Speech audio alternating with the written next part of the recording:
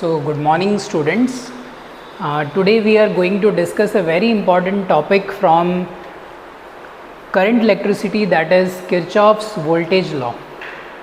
ये एक बहुत ही जाना माना और बहुत ही important topic है related to your entrance exam as well as CBSE.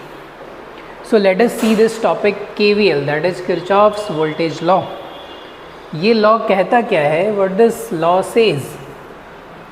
ये कहता है कि sum of all EMF in a circuit and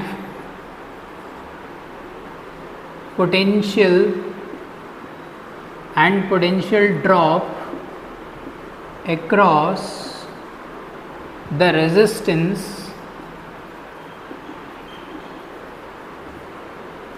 sum of all EMF in a circuit and potential difference across the resistance in a circuit is equal to 0. तो ये कहना क्या चाह रहा है? What it is saying? It is saying that जितना भी EMF है यानी कि बैटरीज वगैरह हैं सर्किट में, उन सब का sum and potential drop across resistance, जितने भी ड्रॉप हैं उनका सम, उनका एल्जेब्रिक सम किसके बराबर आता है? 0. सो लेट अस सी और लेट अस डिफाइन इट और let us understand this with the help of a circuit. इसको एक सर्किट की मदद से समझने की कोशिश करते हैं. जैसे कि मान लेते हैं कि this is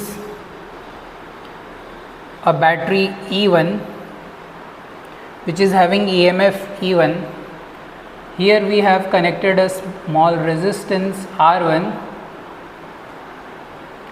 Then let us take another battery E2 and this is connected with another resistance R2. तो हम लोग क्या करेंगे, KVL इक्वेशन किस तरह से लिखते हैं, हम लोग ले लेते हैं एक लूप. चाहे तो आप एंटी क्लॉकवाइज ले सकते हो और you can take it clockwise. So I am taking it clockwise. Let this is the loop 1. This is my loop 1. So I have taken this loop clockwise. हम लोग करंट को इस तरह से लेके चलेंगे, इस तरह से मान के चलेंगे. तो इस लूप 1 का इक्वेशन मान के चलते हैं कि let it be ABCD. So what we are going to do, we are going to apply KVL for loop 1 and that loop is ABCD.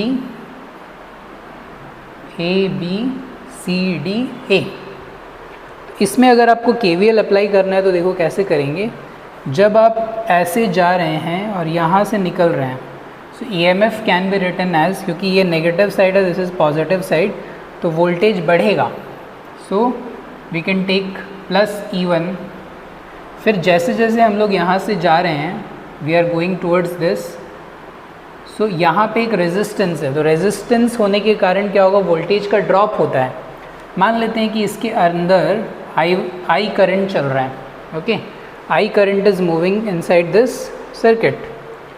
तो जैसे ही ये आई करंट यहाँ से जाएगा तो there will be some potential drop. So what is that potential drop? Potential drop is -IR1. So this is what is the potential drop across this resistor. फिर जैसे ही करंट इस पाथ में आएगा तो फिर से बैटरी के कारण उसका वोल्टेज कहीं ना कहीं पॉजिटिव साइड से निकल रहा है तो बढ़ेगा. So we can write plus E2. फिर जैसे ही करंट इस रास्ते जाएगा, again there is a resistance R2, तो जिसके कारण फिर से क्या होगा, पोटेंशियल ड्रॉप होगा and we can write it as -IR2. और हम लोगों ने देखा कि we have written total EMF and total potential drop across the circuit और in the circuit and their sum is equal to 0. उनका जो सम है वो क्या है, इक्वल टू 0 है. So we can write this as E1 plus E2 equals to, we can take it that side, I into R1 plus R2. If you want to write the I, then we can write E1 plus E2 whole divided by R1 plus R2. So in this way we are going to get the current that is flowing inside the circuit. Even we are having two batteries and two resistance, and we are able to find out the current flowing through this circuit. Okay, let us see one more example or one more application to understand this Kirchhoff's voltage law in a better way. Okay, so let us see, देखते हैं.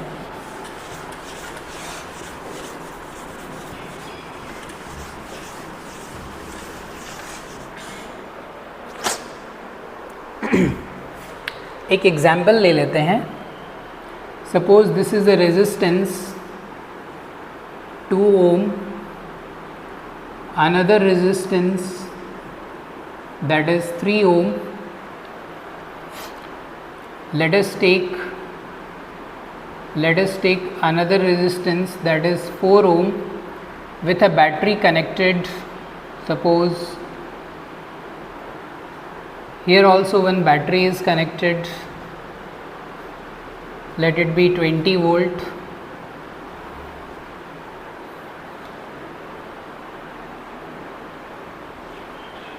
Here we can connect one more resistance. Let it be 3 ohm. Here we can connect one more battery. Let this be 10 volt.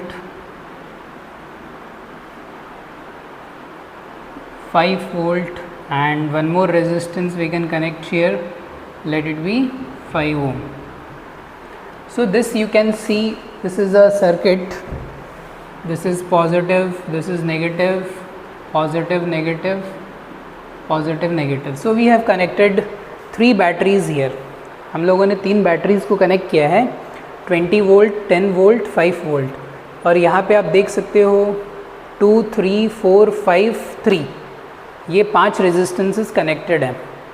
सो हम लोगों को क्या है ना, current निकालना है हर एक ब्रांचेस में.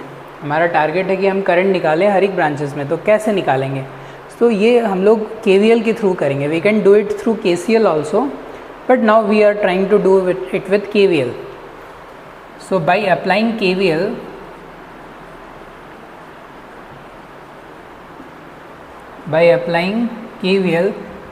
we can see there we can make 2 loops. This is one loop, let it be clockwise. This we can take another loop. So this is loop 1 and let this be loop 2. Okay, and we can consider that I1 current is flowing through this loop, and consider I2 current is flowing through this loop. यहाँ से I1 current जा रहा है, ठीक है.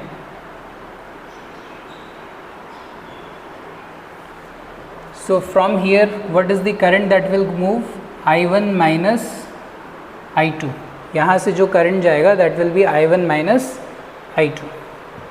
ये backward से कितना करंट जा रहा होगा? Let it be I1. तो हम लोगों ने पहले करंट को डिस्ट्रीब्यूट कर दिया कि मान लेते हैं कि यहाँ से I1 करंट जा रहा है और फिर यहाँ से I2 जा रहा है. तो यहाँ से कितना करंट जाएगा? I1 minus I2. तो यहाँ से भी I1 माइनस I2 करंट जा रहा होगा.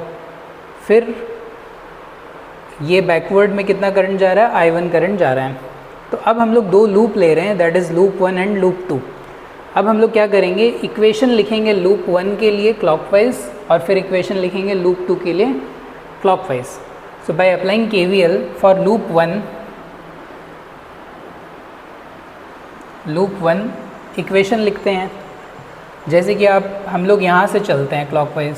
अगर आप यहाँ से चलोगे तो देखो नेगेटिव, यानी कि बैटरी का पोटेंशियल जो है वो कम हो रहा है.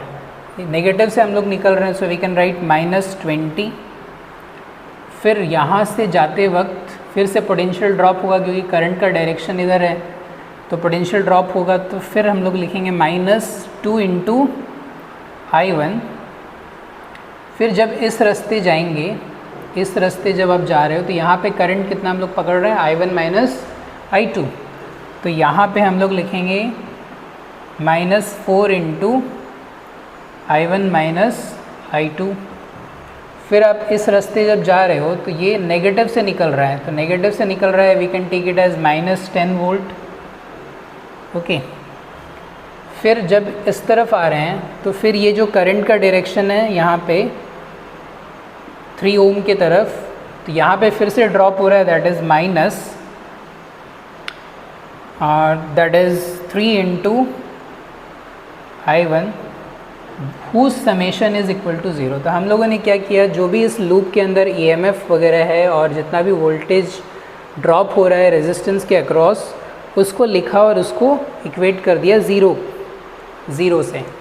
तो ये हमारा पहला इक्वेशन हो गया, ठीक है, जिसमें कितने वेरिएबल्स हमें मिल रहे हैं, I1 एंड I2। हमारे पास 2 वेरिएबल है, I1 एंड I2। अच्छा, फिर हम लोग दूसरे लूप के लिए इक्वेशन लिखते हैं। तो दूसरे लूप के लिए अगर इक्वेशन लिखें फॉर लूप 2, ठीक है, तो लूप 2 के लिए अगर इक्वेशन लिखा जाए तो यहाँ से शुरू करते हैं, क्लॉकवाइज इस तरह से घूमेंगे। सो लेट अस सी, प्लस से निकल रहा है और ये 10 वोल्ट का बैटरी है, so we can write +10 volt.